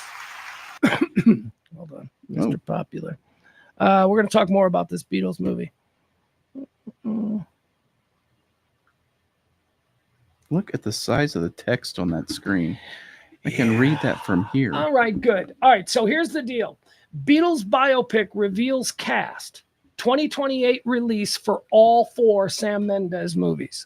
Mendes is set to helm Sony's 4-film project, with each title centering on a different member of the Fab Four. So who are playing the Beatles? Well, I'll show you who's playing them. We'll get these guys. It's a really cool cast. They didn't go with unknowns, which has always been the thing, in the past. They went with actual movie stars. Let's see here. Show me the cat. Son of a bitch, they ain't showing me the cast. All right, I'll just read it to you. Sony's long-awaited Beatles movie biopic plans are finally coming together. Director Sam Mendes took the stage at Cinecon in Las Vegas to reveal the cast for the features and said that all 4 films are set for theatrical release in April of 2028. The surprising plans to make 4 films, 1 for each member of the famed band, were first announced last year. Not to me. I didn't hear about it till just now. All right, here we go. Mendes also brought the cast on stage. Set to star in the films are Paul Mescal as Paul McCartney. Gladiator. I mean, he's coming right off being Gladiator. Yep. That's pretty hot. That's a terrible movie, by the way. Someone by the name of Harris Dickinson is John Lennon. I looked him up. I was like, he was in some things that I knew, and I'm like, oh, okay, I know who that guy is. But he's not there yet. Who else? Joseph Quinn is another guy, an English actor. Apparently he's famous over there. They love him. He's playing George Harrison. But Ringo is being played by Barry Keoghan, who 2 years in a row he's been nominated for an Oscar. Here, let me show you. Do you know who Barry Keoghan is? Here, I bet if you show me, I'll know. He's this guy. He's got like the perfect Ringo face. Hold on. Yeah, we'll give it to you this way. Barry Key. There, that's how you know he's famous. He's like the first Barry that comes up. Here you go. So here, this is going to be your Ringo. This is. Oh yeah. Yeah, he's got that's Ringo. That's young Ringo right there for sure. Yeah. All right, so it's going to come out. I guess they're saying in 2028. I'm very excited. I will absolutely see that. I can't plan that far in advance. Nah, I can't either. I'm probably, who knows if we'll even be alive. Let's see. What else do we have to talk about here? Sorry, I'm Mr. Popular. I got stuff going on. Roger Daltrey. Here's a sad one.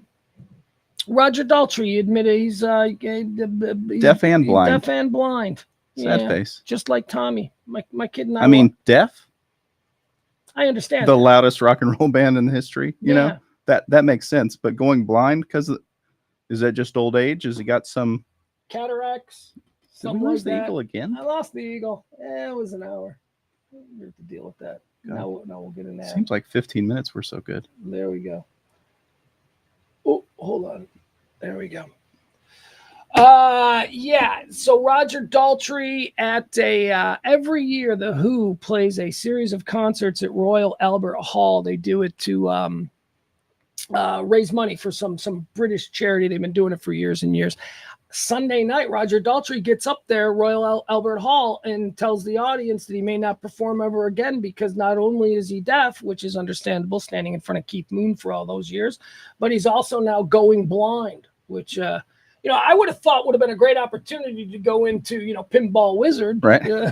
Deaf, dumb, and blind kid and all that. But no, he was serious, and that's kind of a bummer. I was in a movie with Roger Daltrey, and he had lunch with all of us extras. It was a movie called Father Jim. He played a priest who was a former boxer, and I played a dock worker. There was a scene, a whole shoot. He worked in the docks, and there was this break where we have lunch, and all of us extras, we sit in this cool, we're all dressed like dock workers, and freaking Roger Daltrey of The Who, the star of the movie, comes and sits with us extras because he was supposed to play, he wanted to hang out. He was so nice. He took questions. He was like, all right, so I know you're all trying to be professional, but any Who questions? And like people were like asking questions, and he was so charming and just such a nice, unaffected guy. Not a rock star. Like I imagine David Bowie might be a little bit more difficult to be around, Roger Daltrey was just really cool. So that's kind of sad.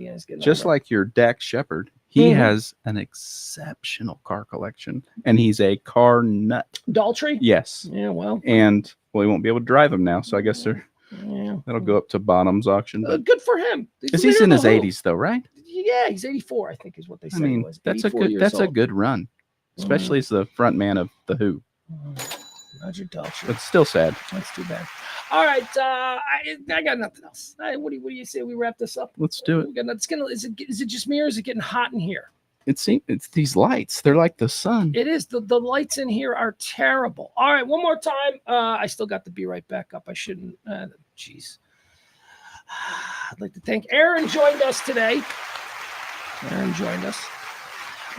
Tomorrow we're going to do just a straight up rant. I want to thank our executive producer of today's show. He doesn't get a lot of credit, but he's one of those guys. Every couple of days he'll drop just a little something every now and again, like I'm the bartender. So thank you so much to Frankie. Frankie was our executive producer today. We need some executive producers for tomorrow because I'm telling you, it is a pledge week and it ain't going well. We are behind the ball. We started out Monday. We crushed it. We took care of Monday and Tuesday on Monday, which was good because Tuesday came very little. So let's see. Let's hope today is good. We'll make it. You guys always get us there. So anyway, if you want to help this show, it is Pledge Week. Drop a little something. Aaron, anything in closing? Everybody pledge a little money to this guy. Oh, they don't have to do that. I'm shaking my tin cat. I hate that. Don't hate it. I'll tell you what I'm watching. Do you watch The Righteous Gemstones? I have made it 1.5 seasons. You made it 1.5 seasons. So here's the deal with me. I watched it from the beginning. Every week I'd tune in and I was always like, this is funny. I love Baby Billy. This is like great. This is kind of funny. And now we get to the 4th season. They're in the middle of the 4th season now, and it's the final season. And something clicked, like on episode 2 or 3, where I'm like, I need to go back. So I went all the way back to the beginning, and now I'm just going to wait for this season to end before I watch it. And then hit it all at once. Oh my God. I have a new appreciation for it on the second time through where I'm like, this is so smart. These comedic performances are so unbelievably good. Why can't I remember the guy's name? The guy that writes it. Jody Hill. Well, him and the actor that's curly. Danny McBride. Yeah. That guy, everything he does has got something. It's him and Jody. Yeah, Danny McBride and Jody. Yeah, Eastbound and Principals, and I mean everything they've done. Jody writes for him. Yeah. Jody's like, you're crazy. I know what you should say. Yeah. It's great.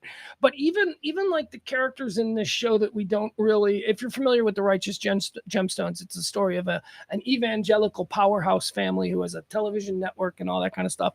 They're very funny. It's headed up by John Goodman. John Goodman plays Eli Gemstone, but then it's about his kids who are set to take over the fortune or whatever it is. And his kids all suck. His kids are just awful. And Danny McBride, of course, Kenny Powers from Eastbound and Down. He plays Jesse Gemstone. He's next in line. But the character that I just wanted to mention, the character of Judy Gemstone. Are you familiar with her? The daughter. Yeah.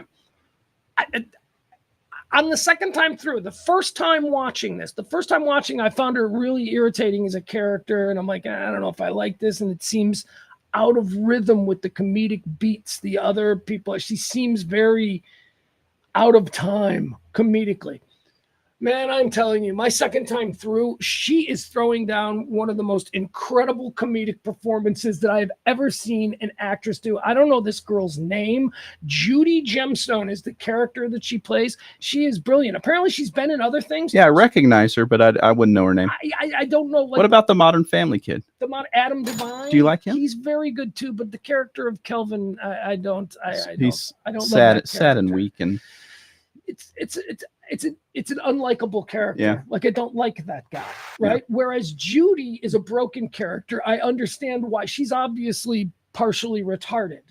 That is seriously what you have. She's obviously autistic. She's heavily on the spectrum, but they never made that official. Well, and then another Walter Goggins is like, oh, baby Billy, come on. Baby Billy and Tiffany, his like 20-year-old wife, even though he's 66. Did you watch the Netflix show where they come from underground? What is that? Where he's Oh yeah. What was that? That wasn't Netflix, right? That was Max. Wasn't it HBO Max or was it Netflix? Whatever that is. He's space, not space, future zombie guy, whatever. Yeah, I thought he was excellent in that. Yeah, I'm close to not ever watching anything again that doesn't at least co-star Walton Goggins. It's amazing. I think he needs to be in everything. Younger than us. He needs to be in everything. All right, that's all I got. Oh, one more thing that I will suggest that I did start watching last night. And I got addicted to it. And I'm going to finish watching. It's 3 parts. It's new on Netflix. It's a new one of these murder mystery 3-part true life things about the Gilgo Beach mass murderer in New York from just a couple of years ago. Okay. Remember the guy that was killing prostitutes and they found them all on the beach and nobody was ever looking for them because they were just prostitutes. And they're like, eh.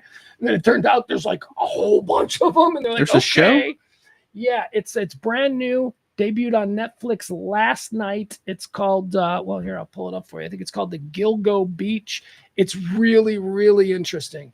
It is, I thought, I'll check this out. You ever catch a guy? Oh, yeah. Yeah. But this whole thing, Jesus, make me sign in. Well, here, you know what? Why not? We'll watch, why not watch, we'll watch a little trailer for it. Maybe people are interested in it. I've only seen the first 2 episodes. It's 2 of 3. It's very good. Like Gilgo Beach, Netflix. That ought to return something, right? There we go. Look at that.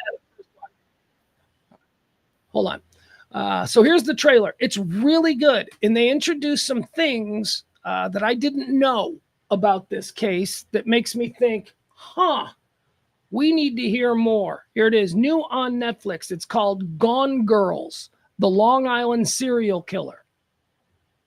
These people are trying to kill me. You need the police? No, you please.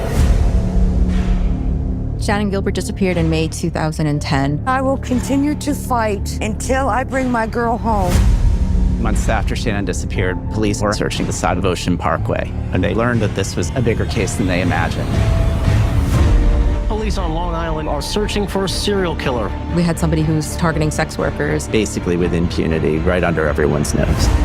We found 3 sets of human remains in one day. It's unbelievable. A 5th person, 6, 7, 8, 9, 10. None of them Shannon Gilbert. It's been 16 years. I was so tired of being sad that I was just angry. There's very little coverage when the sex worker falls off the grid. There were red flags, one after the other, as to what was not looked into by the police. I need people to realize that justice hasn't been served. There was corruption here. What if it was someone that you love? How would you feel if nobody came looking for you? After 13 years of investigation, there's a changing of the guard. We knew the killer used burner phones around Massapequa Park. They started looking at clues and evidence and interviews. I told the cops weeks before she went missing. There was this giant who had come to the house. I truly believe we're going to get down to the bottom of who committed these crimes. My sister deserves justice. I have been waiting for this for a long time. This case is not over. How many more victims could there be? All right, so they did. They arrested a guy. Who was a wealthy Manhattan. I mean, this isn't an area. I don't know if you know this. If you live on a beach in Long Island, you got some money. Right. Okay. It doesn't matter what you think Long Island is. If you live on the beach, if you have waterfront property in New York, you got money. So he was like a Wall Street trader guy who had this home out here, and they arrested him. He had a wife and he had kids. Like real American Psycho. Yeah. Well, and he's in jail. He went to trial. They convicted him, but this. And I don't want to ruin it for you, but this show introduces a new possible angle, and it certainly shows you some corruption. See, these women started to disappear in this same area, like all the way back in 2001 or something. But because the cops would be like, "Oh, she's a prostitute," like they didn't, and then like a couple of weeks later, it's like, "Oh, another prostitute." They never put anything into investigating it. Right. Until the prosecutor in Suffolk County and the chief of police of this town were kicked out for corruption. And then they got a new chief of police and a new prosecutor, and they're like, why didn't they solve this case 10 years ago? Right. We have all the info. So it's fascinating. It's called Gone Girl. It's on Netflix, and it's very interesting. It's very interesting. That's all I got. I got nothing else. That's it. Yeah. I'm trying to think, do I have anything else? No, I don't. Okay, those are the two suggestions. Rewatching Righteous Gemstones and Gone Girl on Netflix. All right, we'll come back tomorrow at noon. We'll do more. I think tomorrow's going to be a solo show, so it'll just be a rant. It'll be the Thursday of Pledge Week, so help out if you can. Aaron, thank you so much. We'll see you tomorrow live from the Kelly Moore Memorial Studios. I'm Pugs Moran. This has been The Rant on Radio Misfits, radiomisfits.com. We are, of course, Radio Misfits Dallas.